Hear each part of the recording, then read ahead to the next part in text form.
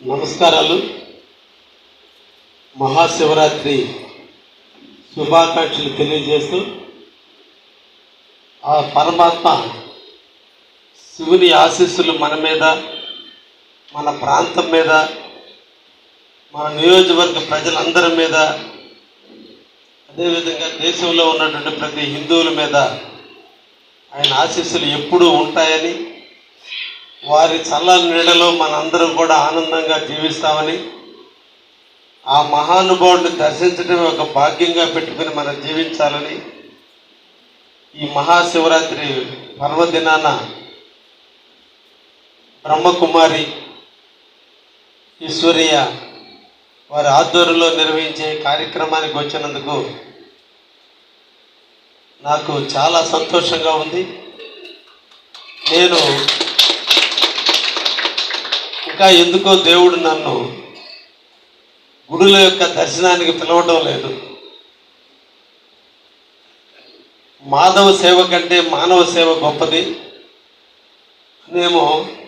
నన్ను మానవులకు సేవ చేయమన్నారు. మీ అందరూ మాధవులకు సేవ చేసే భాగ్యాన్ని మీ అందరికీ అందించాడు. అయితే ఇక్కడ ఈ ద్వాదశ లింగాలన్నింటినీ కూడా సందర్శించడం ఈరోజు నా పూర్వజన్మ సుకృతం. 12 క్షేత్రాలను దర్శించకపోయినా ఈరోజు 12 క్షేత్రాలను మా ముంగిటికి తీసుకొచ్చి వాటిని దర్శించేటువంటి భాగ్యాన్ని కల్పించి కళ్ళార్పకుండా చూసేటువంటి అవకాశాన్ని కల్పించిన సోదరికి ప్రత్యేకంగా అభినందనలు తెలియజేస్తూ, మీ అందరి ఆదరాభిమానాలతో, మీ అందరిని కరుణా కటాక్షాలతో కావలికి సేవ చేసే భాగ్యాన్ని నాకు అందించినందుకు మీ అందరికీ ధన్యవాదాలు తెలియజేస్తూ, మహాశివరాత్రి మన హిందువుల యొక్క గొప్ప పండుగ. 12 మాసాలు మనకు దొరికితే ఈ 12 మాసాలలో మాఘమాసం, కార్తీక మాసం, ఈ 2 మాసాలు కూడా ప్రజ్వరిల్లేటువంటి శక్తులు ఎక్కువగా ఇబ్బంది పెట్టేటువంటి మాసాలు ఈ 2 మాసాలు.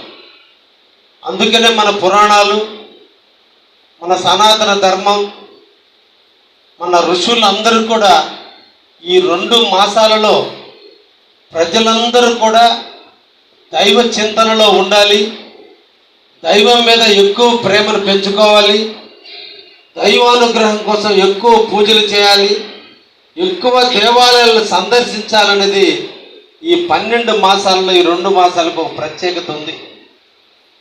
అంటే పురాణాల్లో చెప్పిన విధంగా రాక్షసులు ఎక్కువగా సంచరించే మాసాలు ఈ 2 మాసాలు కాబట్టి యాక్సిడెంట్లు జరిగినా, ప్రళయాలు వచ్చినా, కొన్ని ఎక్కువ మంది మరణించేటువంటి మాసాలు ఈ 2 మాసాలు.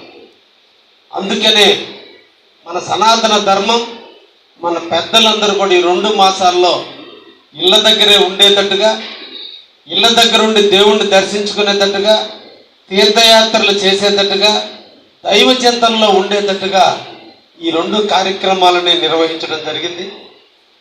ఈ రోజున మహాశివరాత్రి స్కంద పురాణం కావచ్చు, ఈశ్వర పురాణం కావచ్చు, శివపురాణం కావచ్చు, లింగోద్భవ పురాణం కావచ్చు, అన్ని పురాణాల్లో కూడా ఒక్కొక్కరు ఒక రకంగా చెప్పినా ఈరోజు చాలా పవిత్రమైన రోజు.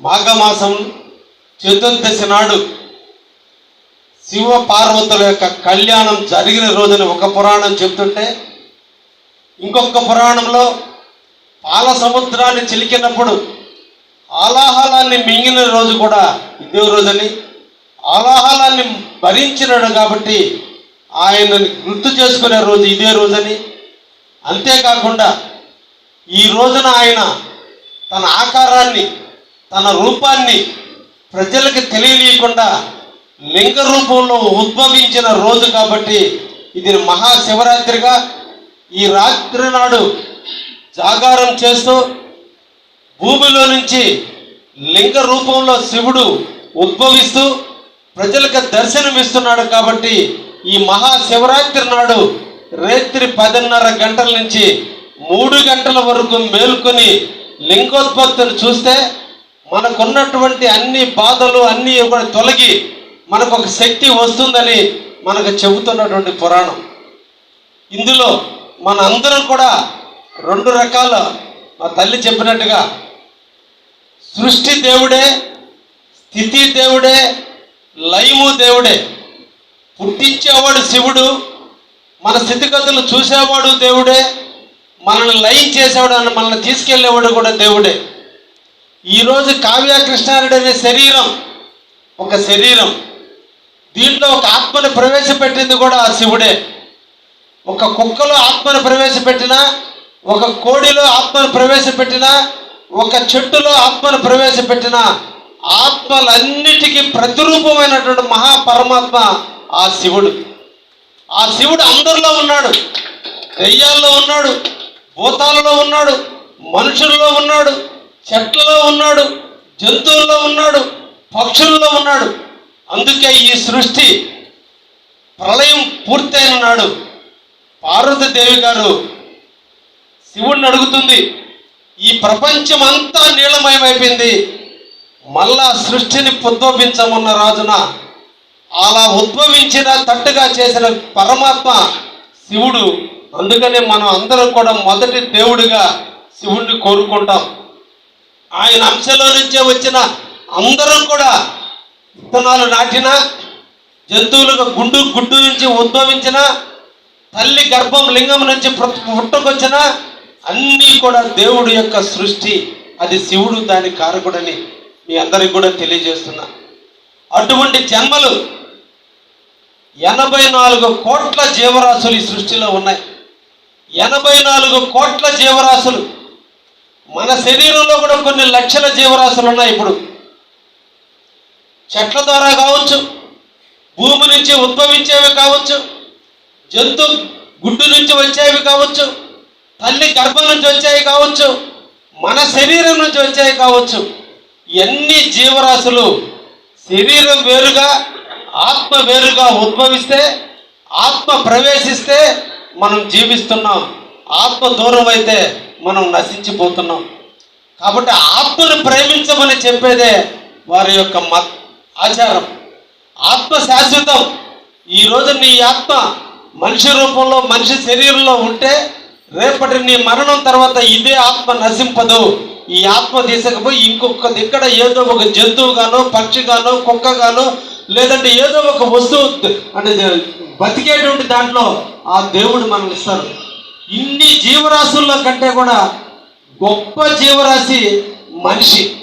ఎందుకంటే 83,99,999 జీవరాశులకి మనసు ఇవ్వాల. మనసు ఇచ్చింది ఒక్కరికి ఇచ్చారు, ఈ మనిషి అనే జీవరాశికి మాత్రమే. మిగతా జీవరాశులన్నీ కూడా సమాజంలో బతుకుతున్నాయి, చెట్లు ఉద్భవిస్తున్నాయి, ఫలాలు ఇస్తున్నాయి, అవి కూడా ఏదో ఒక రోజున చనిపోతున్నాయి. జంతువులు పుడుతున్నాయి, తల్లి గర్భం నుంచి పుడుతున్నాయి, పక్షులన్నీ కూడా గుడ్డు నుంచి పుడుతున్నాయి, అవి కూడా పెరుగుతున్నాయి, అవి కూడా ఏదో ఒక రోజు నశిస్తున్నాయి. కానీ వాటికి లేని జ్ఞానం. కారణం దైవ అంశలో పుట్టినటువంటి మనిషి మాత్రమే ఈ 84 లక్షల జీవరాశుల్ని అనుభవించే హక్కు మీకు ఇచ్చాడు. అందుకనే మన సనాతన ధర్మం, మన పూర్వీకులు, మన ఋషులు, ఆఖరికి మనం పూజించే రాముడు వేటాడి మాంసాన్ని తిన్నాడు. శివుడికి కూడా భక్త కన్నప్ప మాంసాన్ని ఇచ్చాడు. అంటే అన్ని జీవరాశుల్ని మన కోసం పుట్టించారు. కాబట్టి మాంసాన్ని భక్షించిన, చెట్లు నరికి తిన్నా, చెట్లు ఫలాలు తిన్నా, చెట్ల యొక్క అలములు తిన్నా, చెట్ల యొక్క ఏళ్ళు వాడుకున్నా, పూలు తిన్నా, జంతువులు తిన్నా, అన్ని తినే హక్కు పాపము లేని జన్మ అంటూ ఉందంటే అది మానవ జన్మ. అయితే దానికి మనం ఏం చేయాలి? అటువంటి జన్మనిచ్చి, ఇంత సంపదనిచ్చి, మనకు కన్న తల్లి తండ్రి ఒక 2 ఎకరాలు పొలం ఇస్తేనో, బ్యాంకు బ్యాలెన్స్ ఇస్తేనే మనం అంత కృతజ్ఞతగా తల్లిదండ్రుల మీద మన ప్రేమ చూపిస్తుంటే, ఇన్ని లక్ష కోట్ల జీవరాశులను మనకిచ్చి, మనల్ని సంపాదించుకునే అవకాశం కల్పించి, తినే హక్కును కల్పించి, ఏ వస్తువును తిన్నా, ఏ జంతువులు తిన్నా నీకు పాపం అంటకుండా చేసి మనందరి కోసం పుట్టించినటువంటి ఆ దేవుడి ఎడల మనం ఎంత కృతజ్ఞతగా ఉండాలో మనందరం కూడా ఆలోచించాలి. అందుకోసమే మన దర్శనం దేవుడి దర్శనం, మన తీర్థం దేవుడి దర్శనానికి పోవటం అంటే ప్రధానంగా మన మనస్సు ఇంద్రియాలన్నింటినీ జయిస్తూ జ్ఞానేంద్రియాలు, కర్మేంద్రియాలు ఈ 10 పక్కన పెట్టి మన శరీరాన్ని దేవుడికి అర్పించడమే నిజమైనటువంటి పూజ అని ఈ సందర్భంగా మీకు తెలియజేస్తున్నా. అంటే ఈ రోజున మనకి ఇంద్రియాలు ఉన్నాయి. భూమి, నీరు, ఆకాశం, అగ్ని, వాయువు ఈ 5 కలిపి మనల్ని బతికిస్తున్నాయి. ఈ 5 కూడా దేవుని యొక్క శివుని యొక్క రూపాలకు ప్రతిరూపం. అందుకనే చిదంబరంలో ఆకాశలింగంగా ఏర్పడిన, కంచిలో భూలింగంగా ఏర్పడిన, కాళహస్తిలో వాయులింగంగా ఏర్పడిన, రామేశ్వరంలో నీటిలింగంగా ఏర్పడిన, అరుణాచలంలో అగ్నిలింగంగా ఏర్పడి మనందరికీ దర్శనమిచ్చేటువంటి శివుడు అన్ని భూతాలకి నేను కారకుడని చెప్పేదానికే ఈరోజు మన ముందు 5 రకాల